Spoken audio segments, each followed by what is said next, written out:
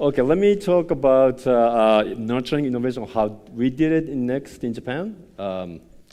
Just to start, how many of you were at a Singapore conference? That was in 2014. I guess not too many. The ones who were here, I guess you remember, we had this thing called the tangible user interface. This was meant to be for, like, Japan is an aging society. Right now, 25% of the population is over 65 years old. So this is something like, to put this like card type thing, and instead of typing, if you put this card on the table, like it's a number of bathroom, you increase the number of bathroom, or you increase the price or decrease the price, it searches for you. So we developed it, but didn't go anywhere, unfortunately. It's okay. How many of you were here in 2015 Bangkok? Okay, a little bit more than that. Okay, so we had this demo called we call it a grid brick. And what it does is this. So you put the Lego, and we have this Lego, like the blue one is a window, yellow one is a sofa. You build a floor plan using your Lego block. And this hardware and software, it turns into a 3D floor plan. And you put the Oculus Rift, and you can walk through it. You can change the wallpaper. We can change the floor.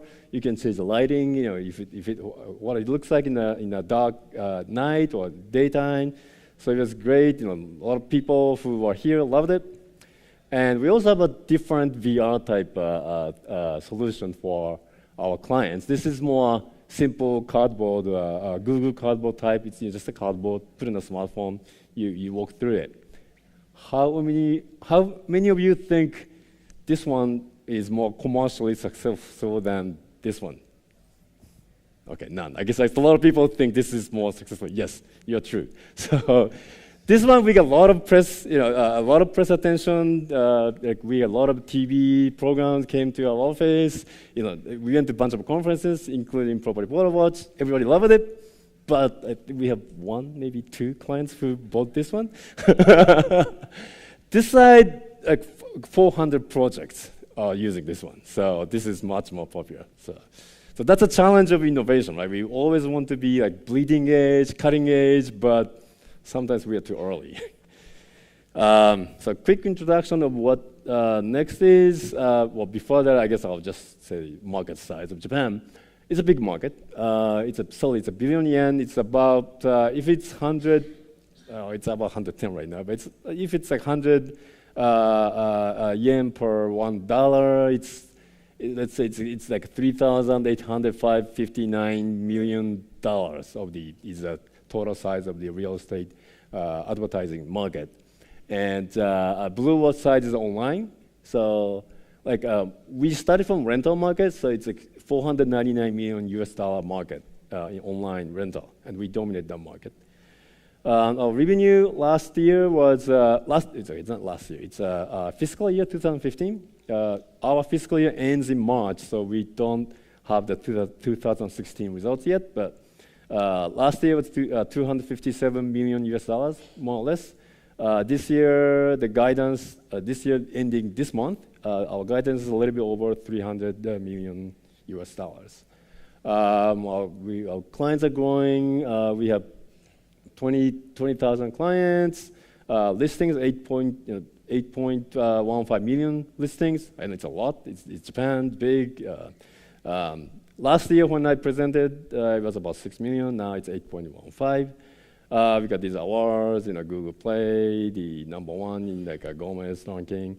And one unique thing I talked about if you were here last year or 2 years ago, our business model is cost per lead or pay per lead. We charge per lead. We switched to this model about 6 years ago. It was a big challenge, but it's now working very smoothly. It's a great business model. And we acquired Trovit end of 2014. Trovit is now in 51 countries, about 90 million visits per month. So Trovit generate traffic to you, the portals, classifieds, and there's a booth there. If you have not picked up the popcorn, you can get a free popcorn there. Anyway, so let's start the main topic here. So this is the kind of framework I kind of thought about. Thanks to Mike, I used, read his blog and I used his idea to create this one. So the left-hand side is the internal innovation. So how do you make an innovative products or ideas from internally? And bottom up is like, I'm sure all of you does it. Or all of you who are in bigger market or mature market does it. It's a hackathons, business plan competition stuff. And top down is like you have R&D department or some like skunk work or pet work, whatever you call it. The management team decides, okay, let's do like artificial intelligence or deep learning. Let's assign somebody to do that. That's top down. Then the right-hand side is using external resources to do some innovative work, like investments. We do minority investments. We do M&A. Also, we do the buzzword thing, open innovation. So we work with outside companies. Luckily, Japan, there are a lot of tech companies out there, so there are a lot of players we can work with. Okay, so let's just start from internal bottom up.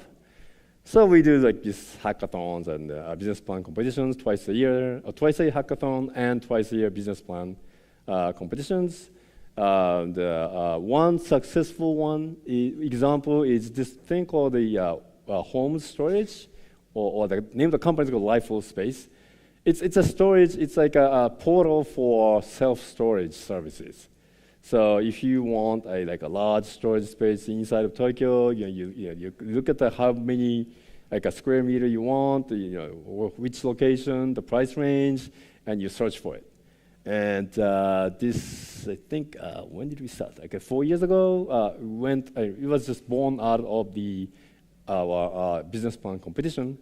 And the guy who is running this is, I think he's still 20s. I mean, he started at Next right after college, and third year he started this one. And it's profitable, it's growing, it's number one in the market, so it's a great example. But there are others. All these business plan competitions, there are some good ideas which we try, but doesn't work, right? So there are, these are two examples. We launched a product, but it didn't work. So we either pivoted, or we just shut down the service. And there are many others, like if you do the hackathons, somebody wins a hackathon, but that doesn't necessarily becomes a real product. It just stops as a prototype. And so the benefits of doing this, like hackathons, as you know, it's not just a company culture. It's an innovative company, and that motivates people. And it's also a great positive impact for recruiting. And sometimes you can get real creative ideas from your team, because the management team usually thinks kind of same way, but there are some really creative designers who can come with a great idea. Then challenges is always a resource allocation. That the person who comes up with this new idea, probably he or she has a real job or whatever, and it does it part-time, it doesn't go too far. And also sometimes immature products, like winning a competition is not necessarily it's not final. So sometimes the idea is too immature, or products that are immature, we launch it, it doesn't go anywhere. So next one is internal top-down. So we have an R&D department, and we have a bunch of these skunk works. The one successful example is what we call Holmes price map. Basically, it's a estimate of zero. So there's the photo of Tokyo, part of Tokyo. You click this in this apartment complex. This is based on our historical data. We predict the current price, sale price, and rent price both. So this is a project that we assigned one of the top engineers, and he did all these deep learning stuff, and we came up with this. And this is very successful. A lot of users are using it, so it was great. But GridBrick, the one I showed first, GridBrick, it was great success PR-wise, but it wasn't commercial success. So these things happen. But sometimes it's good, the internal innovation. One thing good about it is even if you fail, you can try a new one. So this is new one using HoloLens. So the one with Oculus Rift didn't work, but now we have using the same technology for the furniture fitting with the HoloLens, and hopefully this will be more successful. Also, we are doing this deep learning of photos. I'm sure some of you guys are doing the same, because a lot of agents they tag the wrong one. Like some, so this is like an example, right? So the first one, top one is the kitchen. Second one is the kitchen. The third one is not a kitchen, but sometimes the agent put that as a kitchen. So this is a deep learning photo. We put this, and we can say, okay, that this is actually a kitchen. This is not. So let's tag it to a street view or inside, outside of the flat. So we are doing this. We are testing it. It's right now. I think it's at 95 accuracy now. So we are going to launch this very soon, and this will make it more accurate. And also this will help us to duplicate listings, to identify duplicate listings. If we can do this deep learning, it's much easier. So what are lessons learned from internal top-down? So when we do this, bleeding edge, cutting edge thing, great press coverage, right? We get all these, paper, magazines, a TV station they come, and that's good. And also, when we do top-down, it's usually faster launch than do a bottom-up, because we set a deadline. Like, let's say you have to launch this product by the end of March, for example. So that's good. The challenges are always resource allocation, the same, right? So who do we want to assign? Do we want the top engineer to do this project, or do we want that top engineer to work on our existing business? And that's always a challenge. And also, it's sometimes too expensive and too early, right?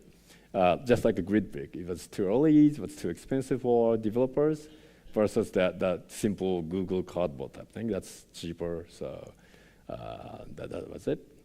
Okay, the third one, external investments. So the successful one, this is a while ago, it's maybe 10 years ago. We acquired a CRM company in Japan called Renters, and that has been very successful. It's a complementary product. They keep making the CRM better every year.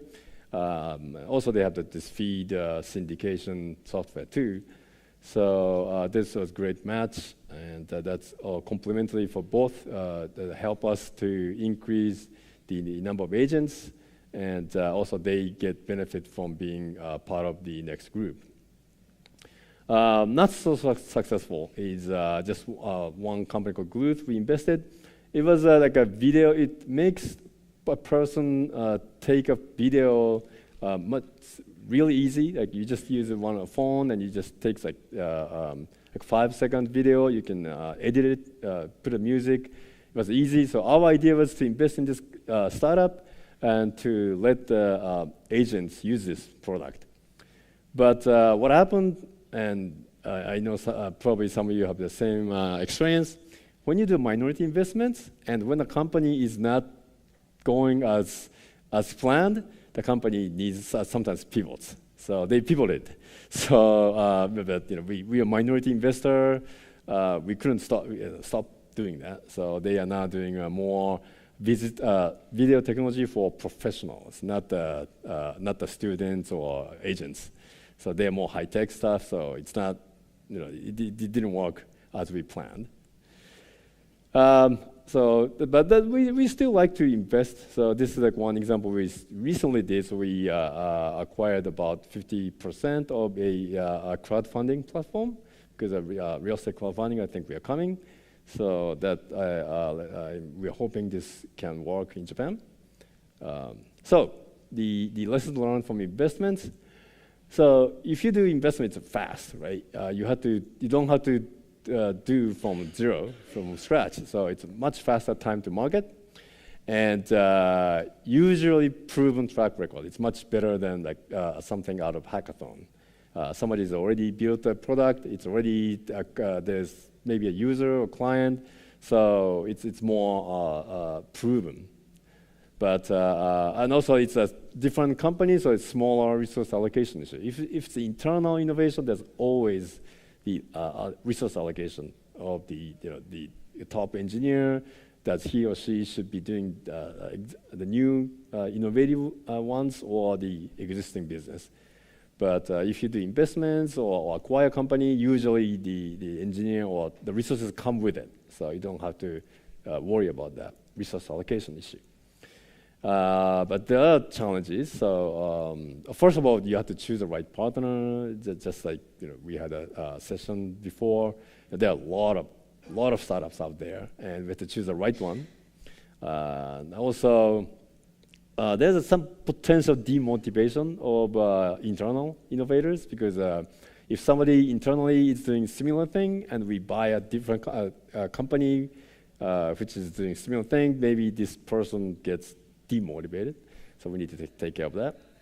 And the third one, we have a real example, is that if it's a minority investment, startups sometimes may not follow what you want to do because they need to survive and they have to pivot if they have to.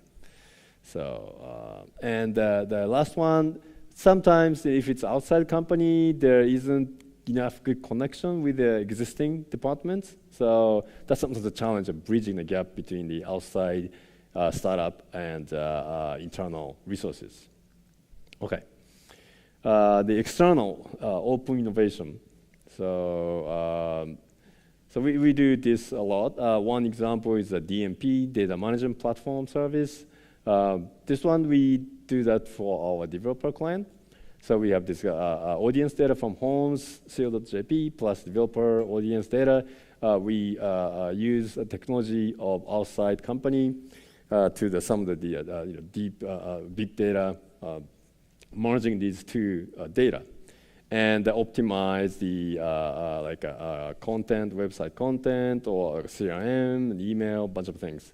And this has been very successful, very profitable. Developers like it, and it's working well. So that's one.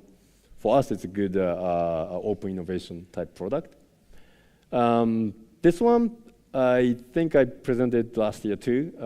So smart lock or smart key, whatever you call it. And so we work with two startups. They both have this smart lock thing. So this is something you can open a room with your smartphone. So there's no, when you do a showing, there's no issue of physical key. So this is a great idea. We liked it. The problem right now is both of these smart lock companies, their price is still too expensive. So there are a bunch of agents. Well, we matched some of the agents, innovative agents, to test this. But the prices are too high, so it's not spreading that fast. So we're hoping the startups, those two startups, or the third one or fourth one, can come with a cheaper lock solution. Then maybe the market will accept this new technology. I mean, there is a demand. The agents like it because it's much. It's easy to make it simpler or easier to do showings, but showings are viewings. But if it's too expensive, nobody will use it. So we're hoping those guys will make this cheaper. This is a new one. I'm sure some of you already do this, but this is a loan simulator. So we have this. We already using this startup technology. So sorry, some of these are Japanese. So just just a simulator. So you put your annual income, your job type, what company you're working for, how many years you are working for. Do you have a kid? How old? Married or not? Where you live? Then it comes out instantly. It shows you how much you can borrow at what rate. So that's something we are doing that. So the benefits of the open innovation. So it's also faster time to market because there's usually you work with some proven product. And the resource allocation issue is not there because usually there's you work with a partner company. And you can access to the experts in the field. And also, sometimes it's good to encourage. So if you work closely with a startup, and the internal team also get just I guess stimulate or makes it more. They think, oh, we have to be more innovative. You have to work like a startup. So that's a good one. Then a challenge is always finding or choosing the right partner. Some technologies sometimes it's not proven yet, or the companies may go down. All sorts of issues come with it. And also, if you do a project, let's say it's a 1-year project, after agreeing what to do after 1 year is also sometimes a challenge, and that comes with the last one. The partner may will also work with their competitor, so you don't have a competitive edge if the same the startup or the same partner works with your competitor. Okay, a little bit different subject. So on April 1st, actually, we're changing the name of a company. It's our 20th anniversary.